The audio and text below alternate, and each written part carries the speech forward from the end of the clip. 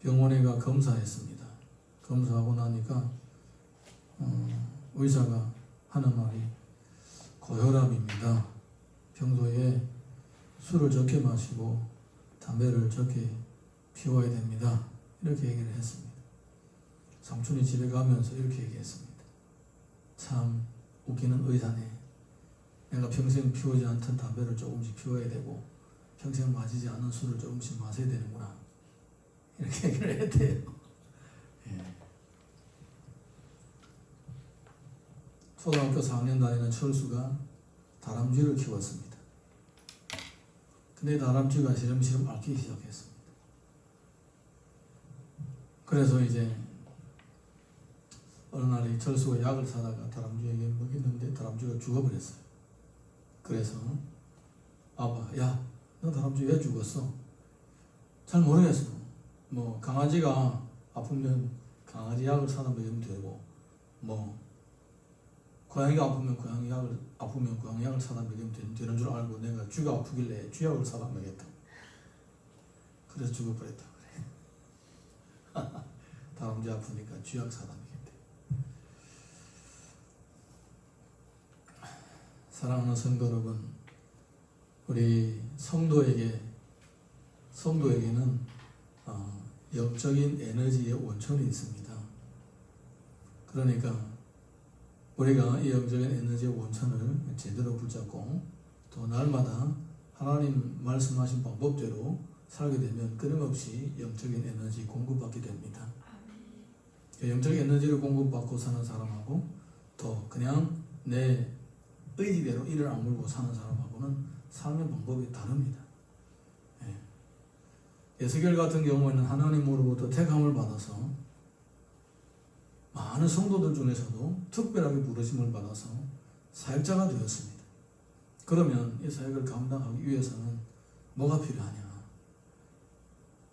그 사역을 감당하기 위한 영적인 에너지가 필요했던 것입니다. 그래서 하나님께서는 그 영적 에너지를 충전받을 수 있는 기회를 계속 주시는 것입니다.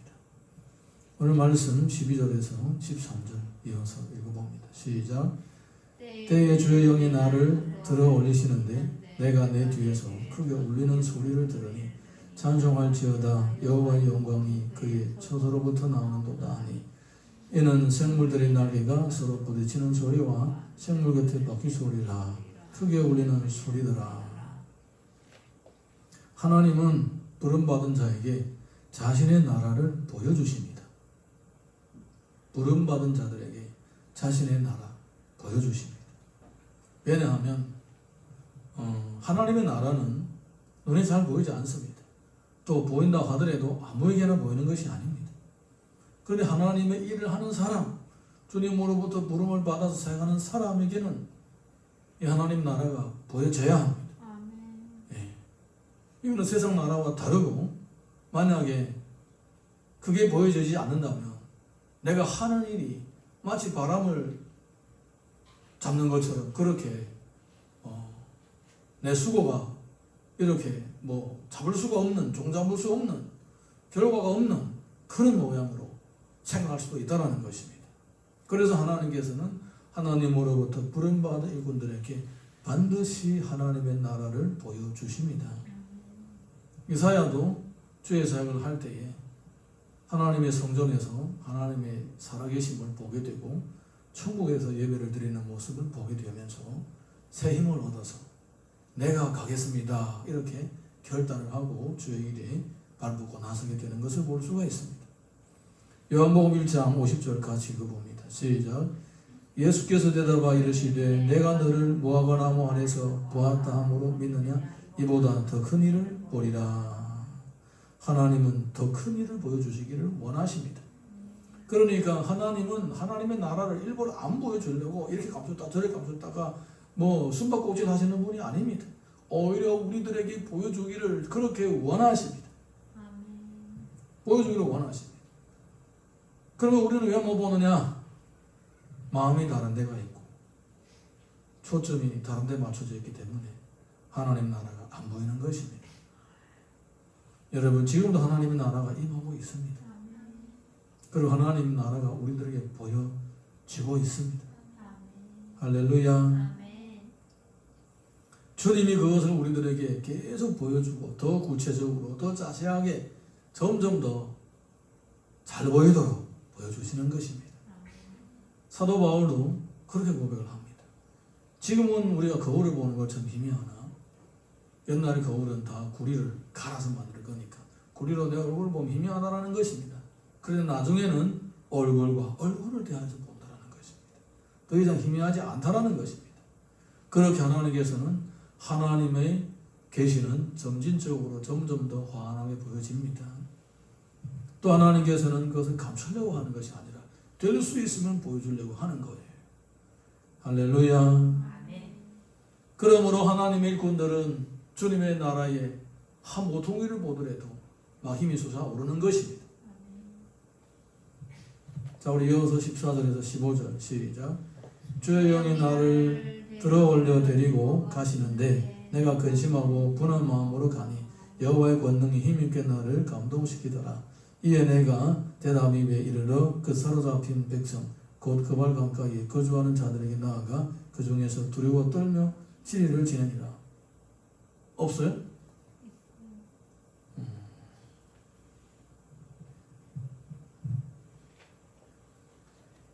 그리고 하나님께서 하나님의 나라만 보여주는 것이 아니라 위에거도 보여주시고 또 땅에거도 보여주십니다. 땅에거는 뭐냐? 사역자가 가서 일을 해야 할 현장을 보여주시는 것입니다.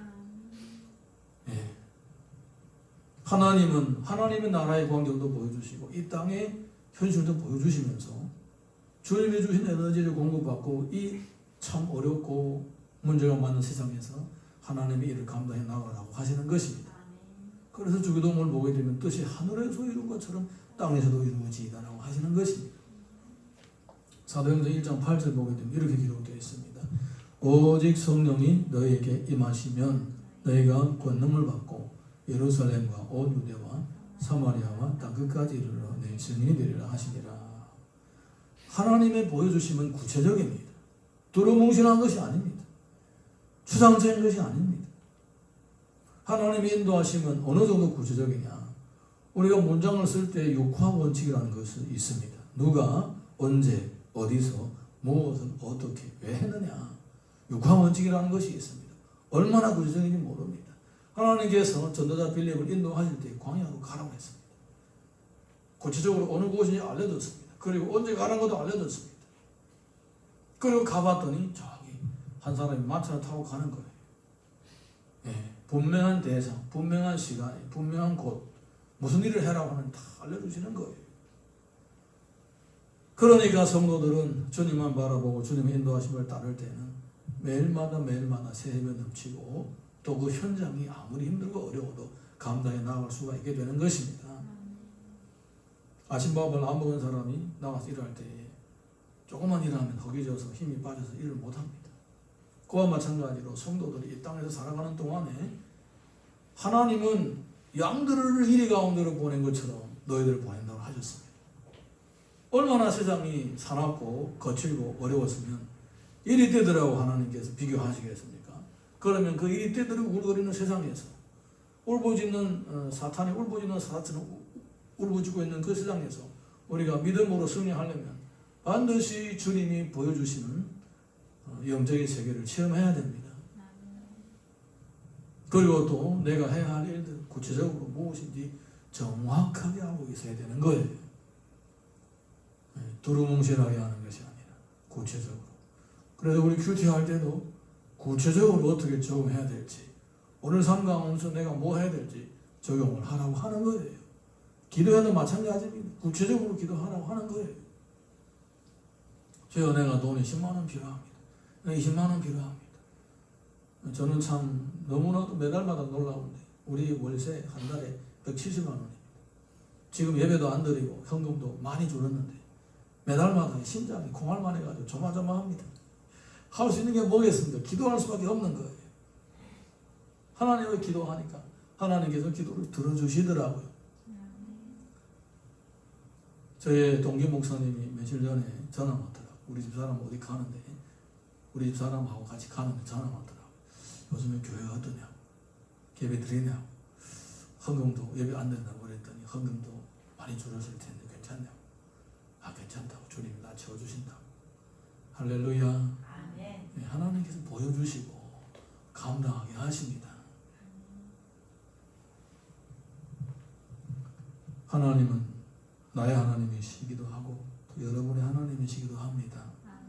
여러분이 자기의 재능과 지혜와 자기 의지를 가지고 이를 악물고 어려운 세상을 살다 보게 되면 사람이 점점 거칠어지고 점점 스트레스가 심해지고 나중에 그것이 심각하게 되는 거예요. 그렇지만 주님이 주신 영적인 에너지를 공급받아서 더 구체적으로 이 땅에서 내가 해야 할 일들을 감당해 나갈 때에 점점 우리가 풍성하게 되는 것입니다.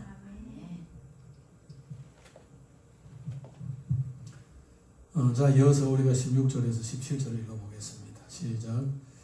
주여 여호와의 말씀이 내게 임하여 이르시되 인자야 내가 너를 이스라엘 족속의 파수꾼으로 세웠으니 너는 내 입의 말을 듣고 나를 대신하여 그들을 깨우치라. 구체적인 부르심이 있습니다. 네. 그냥 내가 주의 일을 하리라. 그래 좋다. 주의 일을 하리라. 그래 좋다. 무슨 것을 할 것인지 잘 모르겠다. 이것이 아니라는 것입니다. 하나님의 부르심은 구체적입니다. 영적인 파수꾼이 되라는 것입니다. 파수꾼의 역할이 뭡니까? 파수꾼의 역할이 바로 지킨다라는 것입니다. 다른 사람이 다 잠자고 있을 때 나만 깨어서 그 사람들에게 어떤 공격이 들어오거나 어떤 재난이 발생할 때에 아니면 화재가 발생하거나 이럴 때에 내가 막 그 사람들을 깨우치는 역할을 하는 거예요. 그게 바로 파수꾼입니다. 다른 사람이 잠잘 때 아유 나도 자자. 다른 사람들 놀 때 아유 나도 놀자. 이것은 파수꾼이 아닙니다. 다른 사람이 자든 놀든 일하든 무엇을 하든 나는 항상 내가 일해야 될 시간은 눈을 반짝 뜨고 주변을 살피면서 무슨 사고와 재난이나 무슨 전쟁이나 이런 것들이 일어나지 않는가 항상 깨어 있어야 된다는 것입니다. 네, 여기에서 우리들에게 주님으로부터 부름받은 사람들이 해야 할 일들이 무엇인지 구체적으로 보여주고 있습니다. 가서 깨우치라는 것입니다. 하나님 나라를 보았지 않았느냐? 그리고 이 현실의 영적인 상태를 보았지 않았느냐? 가서 하나님 말씀을 대언을 하라는 것입니다. 할렐루야. 아멘. 여러분 창세기 1장 18절 보게 되면 이런 내용이 있습니다. 시작. 하나님이 그들에게 복을 주시며 하나님이 그들에게 이르시되 생육하고 번성하여 땅에 충만하라. 땅을 정복하라. 바다의 물고기와 하늘의 새와 땅에 움직이는 모든 생물을 다스리라 하시니라. 정복하고 다스리는 것은 사람에게 주어진 큰 복입니다. 네, 정복하고 다스리는 것. 그런데 우리가 정복하고 다스린다는 말을 다 싫어합니다. 왜냐하면 지금까지 어떤 사람들이 정복해왔고 다스려 왔냐면 무력을 가진 사람들 그리고 많은 재력을 가진 사람들이 억압으로 정복하고 다스려 왔기 때문에 정복을 당하고 다스림을 당한 사람들을 고통스러워했습니다. 그렇지만 성경에서는 아무리 세상이 이렇게 하나님의 말씀으로 선포된 축복의 그 단어들이 오염됐다고 할지라도 하나님의 말씀은 변하지 않습니다. 하나님은 성도들 보고 지금도 정복하고 다스리라고 하십니다. 이것은 창조의 원리입니다. 그러면 무엇으로 정복하고 다스리느냐? 마가복음 16장 15절 보게 되면 이런 내용이 있습니다. 시작. 또 이르시되 너희는 온 천하에 다니며 만민에게 복음을 전파하라. 성도들은 복음을 가지고 세상을 정복하고 다스리라고 하나님께서 명령하시는 것입니다. 복음을 전파하고 복음으로 살도록 도와주고 양육하고 가르치고 섬겨주는 것이 그것이 바로 세상을 정복하는 방법이라는 것입니다.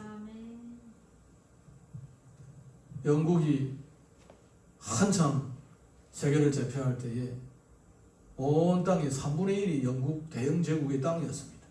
인도, 캐나다, 그리고 호주, 이런 곳이 전부 다 영국 땅이었습니다. 영국의 영지였습니다. 이 땅의 3분의 1이니까 해가 지지 않는 나라라고 했습니다.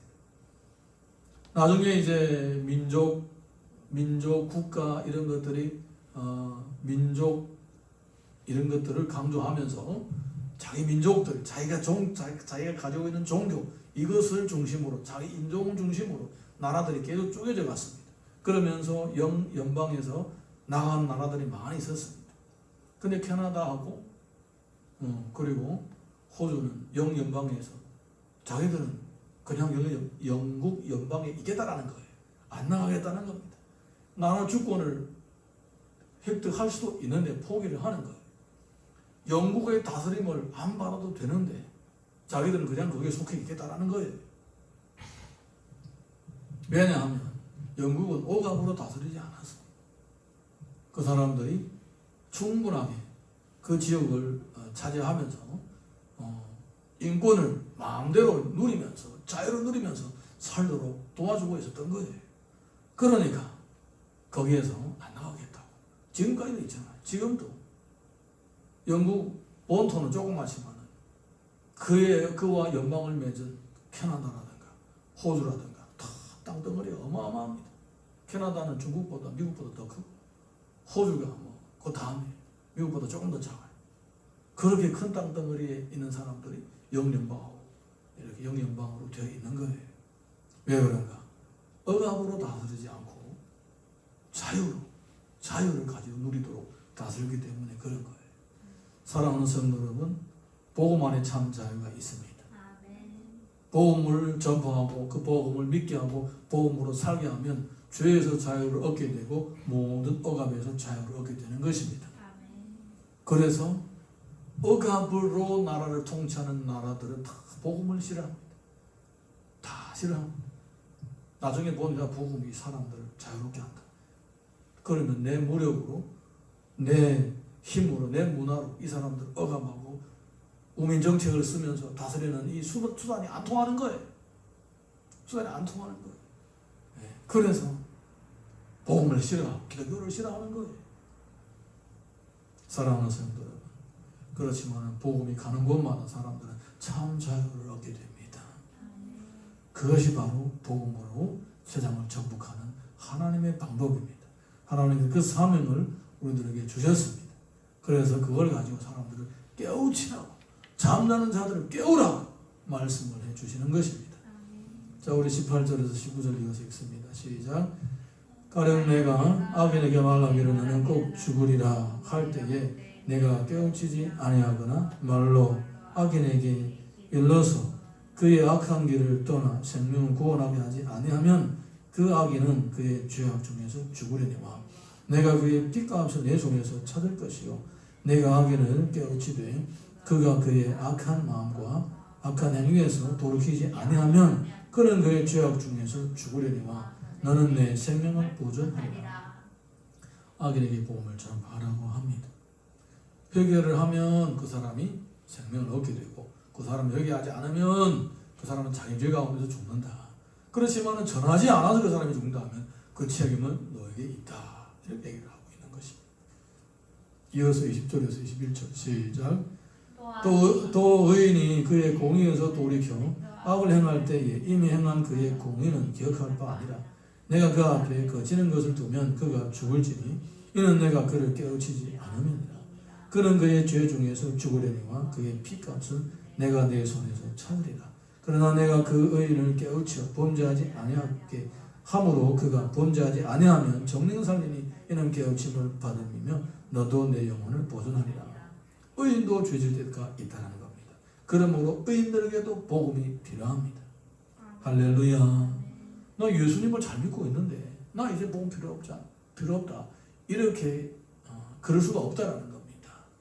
내가 예수님을 믿어도 복음 받에다가 사는 게 아니라 복음 안에서 사는 거예요. 로마서 1장 16절에서 17절 보겠습니다. 시작. 내가 복음을 부끄러워하지 아니하노니 복음은 모든 믿는 자에게 구원을 주신 하나님의 능력이 됨이라. 먼저는 유대인에게 그리고 헬라인에게로다. 복음에는 하나님의 의가 나타나서 믿음으로 믿음에 이르게 하나니 기록된 바 오직 의인은 믿음으로 말미암아 살리라 함과 같으니라. 복음은 모든 믿는 자들을 구원하시는 하나님의 능력입니다. 그리고 모든 믿는 자들이 복음 안에서 살아감으로 믿음의 삶을 살게 되는 거예요. 복음은 그냥 내가 예수님 믿을 때 잠깐 필요했던 거 아닙니다. 내가 예수 그리스도를 믿음으로 복음을 받아들이고 나서 그것으로 사는 거예요. 믿습니까? 아멘. 예, 그래서 성경에서 그렇게 얘기를 하는 거예요. 너희들은 왜 이 복음으로 시작했다가 율법으로 마치려느냐.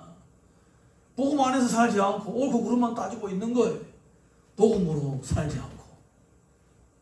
시작은 잘했는데 나중에는 복음을 버려버리고 율법을 따지고 있는 거예요. 여러분, 우리는 매 순간마다 하나님의 은혜가 필요하고 매 순간마다 주님의 도우심이 필요합니다. 아멘. 이 영적인 비밀을 크게 깨달으시기를 예수님 이름으로 축복합니다. 악인들에게도 복음이 필요하고 이미 예수님을 믿은 사람에게도 복음이 필요한 거예요. 자, 우리 이어서 22절에서 24절 시작. 여호와께서 권능으로 거기서 내게 임하시고 또 내게 이르시되 일어나 들러 나아가라. 내가 거기서 너와 말하리라 하시기로 내가 일어나 들러 나아가니 여호와 영광이 내게 머물렀는데 내가 전에 그 발 가에서 보던 영광과 같을지니라. 내가 곧 엎드리니 주의 영이 내게 임하사 나를 일으켜 내 발로 세우시고 내게 말씀하여 이르시되 너는 가서 내 집에 들어가 문을 닫으라. 방금 전에는 하나님의 나라를 보여주고 예배의 광경을 보여주시고 그리고 사역을 해야 하는 현장을 보여주셨습니다. 그리고 가서 하라고 합니다. 그리고 돌아서서 하나님께서 또다시 다른 곳으로 그를 이끌어 가면서 광야에서 오게 하고 그리고는 말씀하십니다. 너는 내 집에 들어가 있으라고 합니다. 무슨 얘기입니까? 성도들은 사역 현장에서 주님의 인도하심을 따라 죽도록 충성할 뿐만 아니라 또다시 나와 주님과 단독으로 만나는 그런 시간이 반드시 필요하다는 것입니다. 우리가 아침에 밥을 먹었으면 점심에 또 먹게 됩니다. 점심에 먹었으면 저녁에 또 먹게 됩니다. 하나 아침에 먹었는데 점심도 안 먹고 저녁도 안 먹는다. 그러면 사람이 힘이 빠지는 거예요. 영적인 일도 마찬가지입니다. 항상 수시로 주님으로부터 영적 에너지를 공급받아야 됩니다. 마가복음 보게 되면 이런 내용이 있습니다. 시작. 새벽 아직도 밝기 전에 예수께서 일어나 나가 한적한 곳으로 가서 거기서 기도하시더니 누가복음 22장 43절 시작. 천사가 하늘로부터 예수께 나타나 힘을 더하더라. 이 땅에 오신 예수님, 육신의 몸을 입고 오신 예수님조차도 육신의 몸을 입고 오셨기 때문에 수시로 하나님과 단독으로 만나는 시간을 가졌습니다. 그렇게 밤낮 눈코 뜰 새 없이 바쁘고 심지어 배 타고 호수를 지날 때에 짬을 타서 주무실 정도로 시간이 모자라서 시간을 쪼개서 사용했던 주님이신데도 불구하고 새벽에 밤 깊도록 일하시고 새벽에 또 가서 혼자 가서 기도를 하시는 것입니다. 그렇게 하나님과의 단독적인 관계를 통하여서 영적 에너지를 공급받고 천사의 도움 받아서 새 힘을 얻으셨다는 것입니다. 할렐루야. 예. 여러분 하루 동안 시작하면서 기도로 시작하지 않고 믿음으로 살 것을 기대하지 마십시오. 개인과 하나님과의 만남과 교제가 없이 내가 믿음으로 하루를 산다. 그건 멈추는 것입니다. 그건 자기를 속이는 것입니다. 무슨 능력으로 예수님보다 더 뛰어나면서 하루 종일 믿음의 생활을 하는데 기도하지 않고 말씀 읽지 않고 믿음의 생활을 할 수 있다고 착각하십니까? 불가능한 거예요. 그냥 그거는 인간이 깡나구로 사는 거예요. 그냥 자기 머리를 굴리고 자기 의지로 사는 거예요. 하나님의 은혜의 보장이 없는 거예요. 그게 습관이 되면 마음이 굳어져가지고 더 이상 하나님의 은혜가 무엇인지도 모르고 살아가게 되는 것입니다. 여러분 매일마다 하나님으로부터 영적인 에너지를 공급받아 살아갈 수 있기를 예수님 이름으로 축복합니다. 아멘. 하나님께서는 예수님뿐만 아니라 많은 믿음의 선배들에게 이런 기회를 주셨습니다. 엘리야도 마찬가지, 엘리사도 마찬가지였습니다. 모세도 마찬가지입니다. 모세는 40년 동안 이스라엘 백성들과 함께 광야 생활하면서 항상 그들의 눈앞에는 목이 곧고 이마가 단단하고 폐역한 그런 사람들이었습니다. 저 가면 모세를 두들려 죽이겠다고 합니다. 저 가면 모세에게 돌을 던지겠다고 합니다. 저 가면 우리가 애굽으로 돌아가겠다고 합니다. 모세는 얼마나 힘들었는지 모릅니다. 사실 모세는 그렇게 어려운 사회 현장에서 끝까지 4년 동안 버틸 수가 있었던 것은 그가 시간 나는 대로 항상 성막 앞에서 하나님과 대면했기 때문입니다. 하나님께 기도하면서 주님 주신 힘을 공급받았기 때문에 40년 동안 버틸 수가 있었던 겁니다. 이것이 바로 영적인 비밀입니다. 여러분 정말 자신을 은혜롭게 매일마다 풍성한 삶을 누리기를 원하신다면 매일마다 주님을 가까이 하셔야 됩니다. 그는 이렇게 자기 집에 가서 또 주님과의 단독의 시간을 가져야 할 이유가 어디 있겠습니까? 25절에서 26절 봅니다. 시작. 너 인자야 보라 무리가 내 위에 줄을 놓아 너를 동여 내리니 내가 그들 가운데에서 나오지 못할 것이라. 내가 내 혀를 내 입천장에 붙게 하여 내가 말 못하는 자가 되어 그들을 꾸짖는 자가 되지 못하게 하리니 그들은 패역한 족속임이라. 그가 사역을 할 때에 그에게는 핍박이 있다라는 것입니다. 이 핍박을 이기기 위해서는 단독으로 하나님께 나가서 개인과 하나님과의 만남을 통해서 새롭게 영적인 에너지 충전받아야 되는 것입니다. 마태복음 26장 41절 보게 되면 이런 내용이 있습니다. 시작. 시험에 들지 않게 깨어 기도하라. 마음에는 원이로되 육신이 약하도다 하시고. 시험에 들지 않게 깨어 있어 기도하라. 마음은 원이로되 육신이 약하도다. 고난과 어려움이 찾아올 때에 만약에 주님이 주신 힘이 없으면 인간은 그 현실과 잔혹한 현실과 부딪히다가 시험에 드는 거예요. 그렇지만 우리가 하나님과 교제하고 주님으로부터 능력을 받으면 우리의 사역 앞에 있는 모든 걸림돌이 다 디딤돌로 바뀌는 것입니다. 이어서 마지막으로 27절 봅니다. 시작. 그러나 내가 너와 말할 때에 내 입을 열리니 너는 그들에게 이르기를 주 여호와의 말씀이 이러하시다 하라. 들을 자는 들을 것이요 듣기 싫은 자는 듣지 아니하리니 그들은 반역한 족속입니다. 그냥 나중에 때가 되면 하나님께서 또 파수꾼의 칼을 하도록 하시겠다는 거예요. 한동안은 핍박받고 고난을 당하고 그 핍박을 이겨나가고 고난을 당하는 것이 바로 너의 숙제이지만 그것을 겪고 나서는 또 다시 나가서 말씀을 선포해라는 겁니다. 그런데 들을 자는 듣고 듣기 싫을 자는 안 듣는다는 겁니다. 그거를 상관하지 말라는 거예요. 할렐루야. 계시록을 보게 되면 이런 내용이 있습니다. 시작. 너는 장차 받을 고난을 두려워하지 말라. 볼지어다 마귀가 장차 너희 가운데서 몇 사람을 옥에 던져 시험을 받게 하리니 너희가 10일 동안 환난을 받으리라. 내가 죽도록 충성하라. 그리하면 내가 생명의 관을 내게 주리라. 아멘. 동네를 나가는 사람하고 백리길을 가는 사람하고는 신길을 묶는 방법이 다르다고 합니다. 그냥 동네 놀이라는 사람은 슬리퍼를 질질 끌고 가도 됩니다. 근데 백리길을 걸어야 할 사람은 슬리퍼를 끌 수 없습니다. 반드시 신을 신고 발이 안 아픈 신을 신고 뛰는 꽁꽁 독림해야 됩니다. 내 앞에 환난이 있다면, 내 앞에 고난이 있다면 내가 지금은 어떻게 해야 되겠습니까? 네, 깨어있어 기도해야 되겠죠. 그 고난을 이길 수 있는 충분한 에너지를 채워가야 되겠죠. 데살로니가전서 5장 16절에 보면 이런 내용이 있습니다. 그러므로 우리는 다른 이들과 같이 자지 말고 오직 깨어 정신을 차릴지니라. 깨어 정신을 차릴지니라.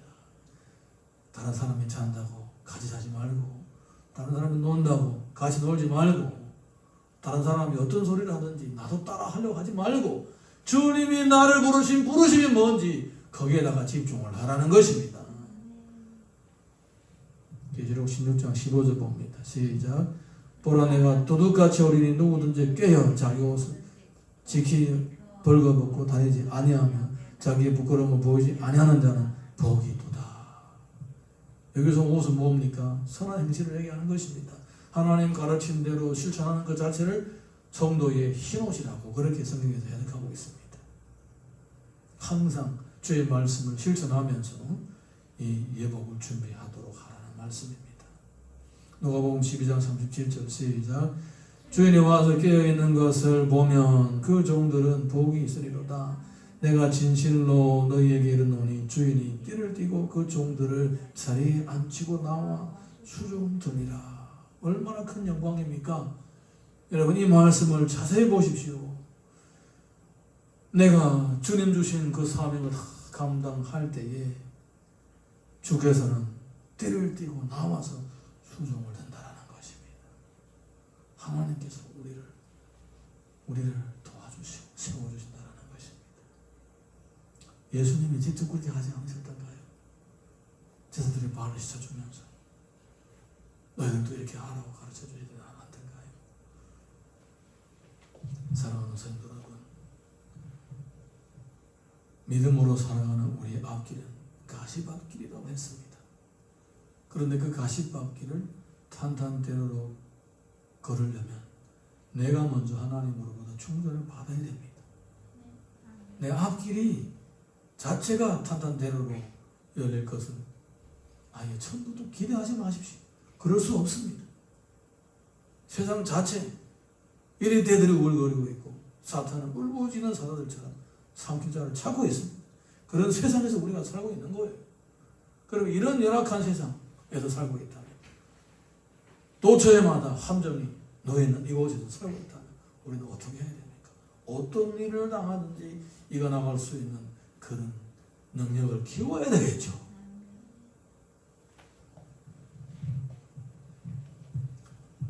오늘의 말씀을 깊이 생각하면서 내가 앞으로 걸어가야 할 길 가운데서 그 길들을 위해서 내가 무엇을 준비해야 될지 잘 생각해 보시고 또 주님이 주신 에너지를 매일마다 공부받아 매일마다 승리하는 인생 되시기를 예수님 이름으로 축복합니다.